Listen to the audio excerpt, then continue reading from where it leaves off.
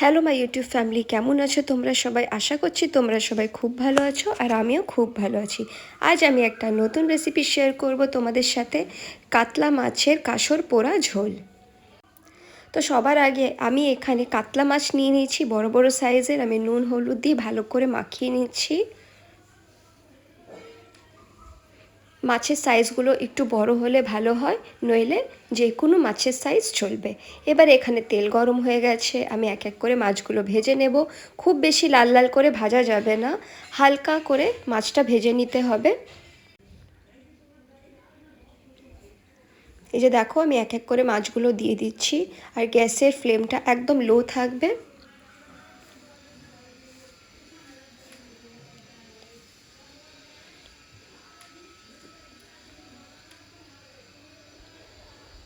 এই যে দেখো, এক সাইড ভাজা হয়ে গেছে, আমি আর এক সাইড উল্টে নিয়ে আর একটা সাইড আমি ভেজে নিচ্ছি ভালো করে।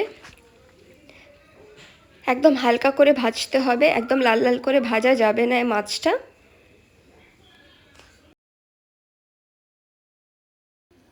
এই যে দেখো, মাছগুলো ভাজা কমপ্লিট হয়ে গেছে, এবারে আমি এক এক করে তুলে নেব।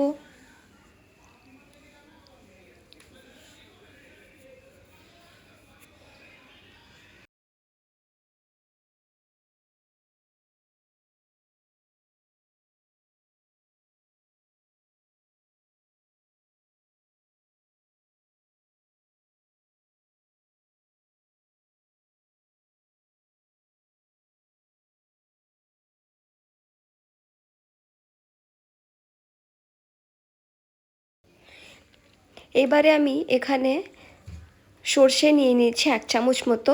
আমি ভালো করে এটাকে একটু রোস্ট করে নেব, শুকনো খোলায় ভেজে নেব। এই যে দেখুন, গ্যাসের ফ্লেমটাকে আমি অফ করে এবার যতটা হিট আছে প্যানের মধ্যে সেটাতে হয়ে যাবে। ভালো করে নেড়ে নিতে হবে, একদম পুড়ে গেলে এটা টেস্ট খারাপ হয়ে যাবে। এবারে আমি হামাল দিস্তায় নিয়ে নেব, দিয়ে ভালো করে আমি পাউডার করে নেব। খুব ভালো করে ফাইন পাউডার আমি একটা তৈরি করে নেব।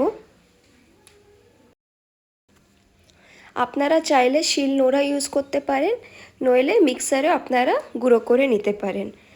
আমি হামাল দিস্তার মধ্যে করে নিয়েছি। আর যেহেতু এটা রোস্ট করা, সেই জন্যে আরও ভালো করে খুব তাড়াতাড়ি হয়ে যায়। এবারে কড়াইয়ের মধ্যে যে মাছ ভাজার তেলটা আছে সেটার মধ্যে আমি এখানে 1 চামচ মতো কালো জিরে দিয়ে দেব। 3 থেকে 4টে কাঁচা লঙ্কা আমি দিয়ে দেব। কাঁচা লঙ্কা আপনারা কম বেশি করতে পারেন। ভালো করে এবারে একটু ভেজে নেব। এবারে মাছগুলো দিয়ে দেব এক এক করে। এই যে দেখুন, সাবধানে এখানে আস্তে আস্তে করে আমি এক এক করে মাছগুলো দিয়ে দেব। ফ্লেমটা কিন্তু একদম লো থাকবে, একদম হাই ফ্লেমে করা যাবে না। এই পুরো রান্নাটাই লো ফ্লেমে রেখে করতে হবে। এবারে একটু নাড়াচাড়া করে নেব। মাছগুলো কিন্তু নরম আছে, তো বেশি নাড়াচাড়া করা যাবে না। এবারে আমি এখানে জল দিয়ে দেব। জলটা আপনারা কম বেশি করতে পারেন, আপনারা ঝোলটা কম বেশি যেরম ইচ্ছা আপনারা সেই হিসাবে জলটা দিতে পারেন।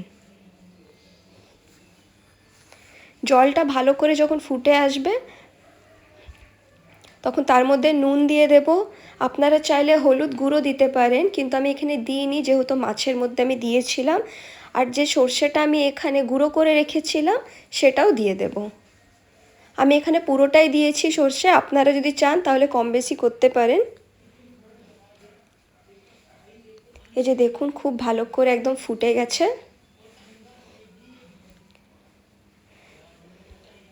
সর্ষেটা দিয়ে এখানে আরও 5 মিনিট মতো আমি ফুটিয়ে নেব ঝোলটা।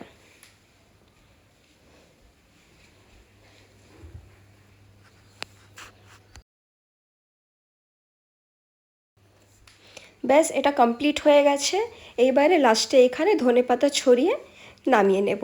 তো আপনারা অবশ্যই এই রেসিপিটা একবার বাড়িতে ট্রাই করে দেখতে পারেন। এটা খেতে কিন্তু খুব টেস্টি। আর যদি আজকের রেসিপি আপনাদের ভালো লেগে থাকে তাহলে like, share, comment and subscribe করবে।